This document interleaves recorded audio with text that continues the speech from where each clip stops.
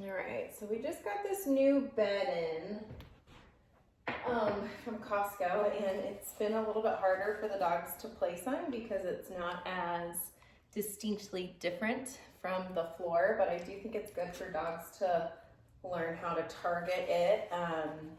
So this is one of the Costco beds. There's a couple of them that we have. I really like the platform beds, the ones that are raised above the ground, because it's very clear for dogs where they need to be. So there's a couple different options. You can have one that's stylish, that matches the house.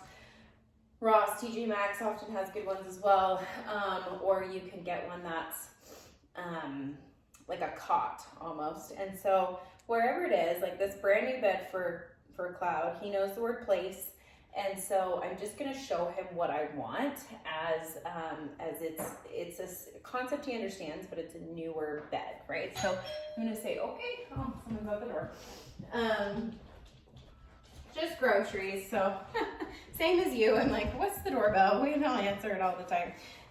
But this is perfect. So we do want to actually add in some doorbell stuff with Cloud of where to be. Let's say you have friends coming over, family coming over. We want him to know where he's supposed to be in the equation, especially with how chaotic it is with people coming to the door. Okay, good boy. Good job. Cloud, place.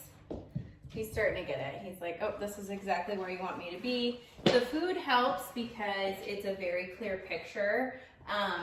There's two different ways that I'm gonna feed him. There's times where I bring the food to him and times when I invite him off to take the food. So when I put him back on the place bed like this, we would call this room service. I'm bringing the food to him. Now, with room service, what sometimes dogs tend to do is a dine and dash. So they take the treat and they're like, okay, see you later, bye. So with this place, I'm implying that he needs to stay here, even though he got the treat, I said good boy, and I'm walking away from him. And I may even start to add some distractions like the knock on the door. Good job, buddy.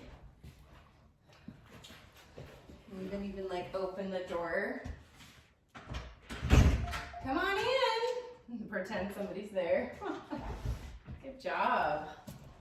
And then I'm bringing in the food. So with a young dog, I'm building a lot of value in staying on the dog bed. And over time, the better he gets with it, we don't need to be so food oriented. We can start to move away from some of that stuff and just have the expectation, you know where to be.